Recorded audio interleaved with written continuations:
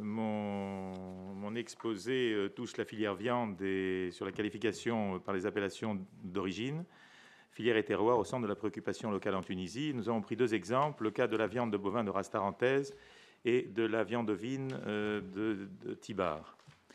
Donc la Tunisie, suite à son adhésion à l'OMC et à son engagement dans un processus de libéralisation du marché, les filières d'élevage tunisiennes se trouvent confrontées à la compétition internationale. Pour que les produits agricoles tunisiens, et plus particulièrement le secteur des viands rouges, s'intègrent dans un marché concurrentiel et y trouvent leur place, le gouvernement tunisien s'intéresse, outre à l'accroissement de la productivité pour être compétitif, à la caractérisation de produits de qualité spécifique et à la mise en place de démarches qualité pour une meilleure valorisation de ces produits. Tout cela se faisant dans le cadre du projet de renforcement des services d'appui à l'agriculture. Dans ce contexte, l'existence d'une dynamique autour des viandes bovines d'origine tarentaise et ovines d'origine noire de Tibar constitue une opportunité pour le développement de démarches qualité dans la filière viande rouge au Maghreb via un projet pilote tout à la fois de traçabilité et de démarche qualité. Les deux races bovines tarentaises et ovines noires de Tibar sont limitées dans le nombre, moins de 3% de la population totale, et elles possèdent une spécificité géographique. Elles se situent dans le nord-ouest de la Tunisie particulièrement et sont très appréciées par le consommateur pour la qualité de leur viande. On doit dans ce cadre signaler un certain nombre d'études qui ont été réalisées en Tunisie depuis quelques années. La première étude est le plan directeur des viandes rouges, qui est une étude faite par le ministère de l'Agriculture et des Ressources hydrauliques. La deuxième, c'est une étude de faisabilité et de mise en œuvre du programme national de mise à niveau des circuits de distribution des produits agricoles et de la pêche, qui dépend du ministère du Commerce et qui date de 2007. Une troisième étude de faisabilité d'un signe de qualité et ou d'origine pour la viande ovine d'origine noire de Tibar en 2006, c'est plutôt une appellation d'origine. La quatrième est une étude de la faisabilité d'un signe de qualité et ou d'origine pour la viande d'origine tarentaise en 2007, et on pense plutôt à un signe de marque. Ces deux dernières études ont été sollicitées par le groupement interprofessionnel des viandes rouges et du lait en Tunisie, qui est le maître d'œuvre, et ont été gérées par l'Agence de promotion des investissements agricoles, l'APIA, qui est le maître d'ouvrage, sur un financement de la Banque mondiale. Alors ces études, elles ont permis de vérifier l'existence d'un potentiel de production qui devrait monter en puissance dans le cadre des programmes en cours de développement des deux races dans le pays, la capacité des produits à être l'objet de démarches spécifiques, la motivation des acteurs et leur volonté de s'impliquer, que ce soit au niveau de la production qu'à celui de la découpe et de la distribution.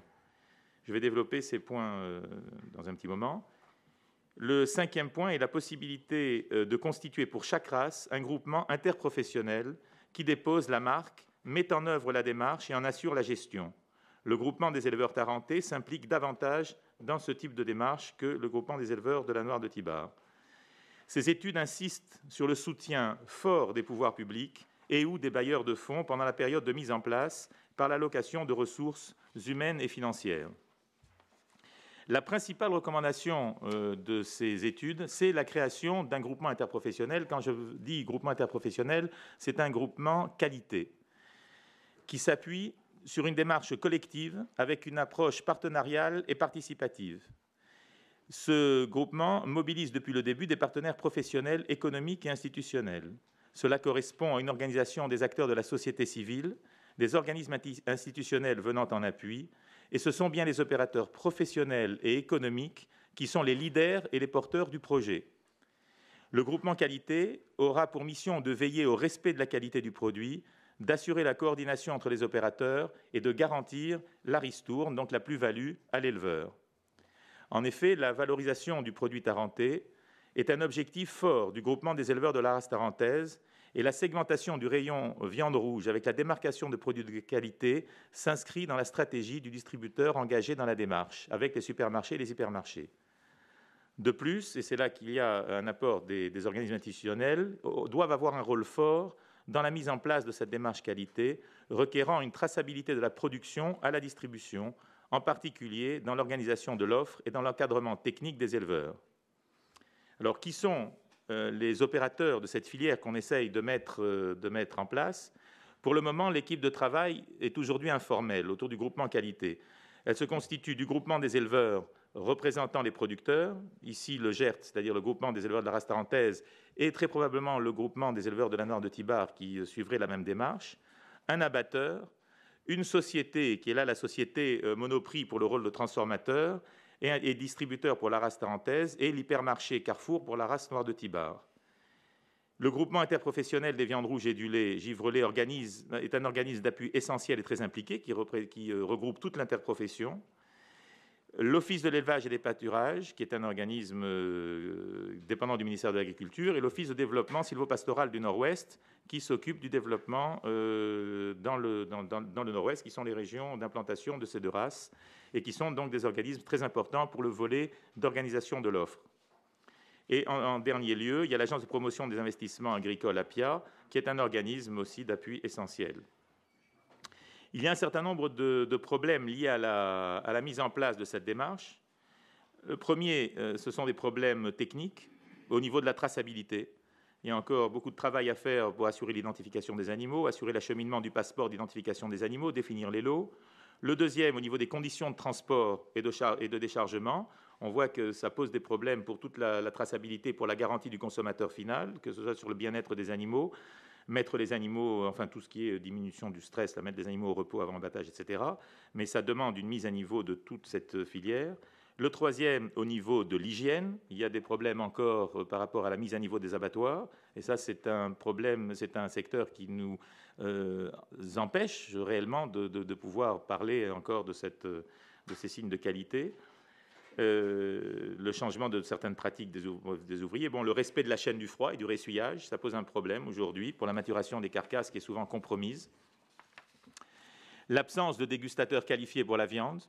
Et il existe pourtant un laboratoire tunisien agréé qui réalise des tests sensoriels et technologiques, mais ce ne sont pas encore des habitudes qui sont bien ancrées. L'absence aussi de guides gastronomiques, parce que quand on a un produit, la viande de Tibar ou la viande tarentaise, il faut savoir avec quel produit, dans quel plat, etc. etc. Et ça, c'est un manque.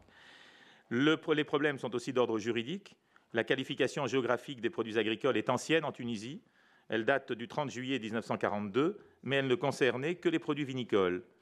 Il y a 3 signes de qualité qui sont maintenant réglementés à partir de 1999. L'appellation d'origine contrôlée, la loi 99-57 de juin 1999, une indication de provenance des produits agricoles, qui est la même loi, et sur l'agriculture biologique, la loi du 5 avril 1999.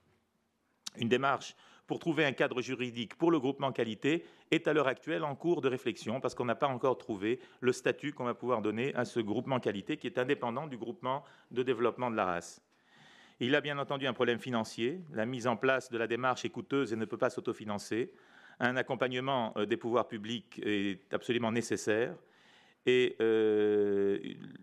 nous recommandons une démarche très progressive pour garantir la réussite de ce programme dans son application. Il est nécessaire de démarrer un cahier des charges souple qui puisse faire adhérer un nombre important d'éleveurs, assurer la traçabilité comme première garantie du produit, garantir le retour de la plus-value à l'éleveur pour fidéliser le producteur, assurer l'efficacité du contrôle interne de l'amont à l'aval de la filière. Le problème se pose par exemple pour le sang tarentais puisqu'on accepte que ce soit des animaux parce qu'il y a des programmes de croisement d'absorption sur les races locales croisées, donc on accepte à partir de 50% de sang tarentais pour entrer dans la filière qualité. Une fois la charte qualité mise en place, la collaboration étroite entre le groupement qualité et le groupement de développement de la race se penchera sur les choix génétiques répondant le mieux à la demande.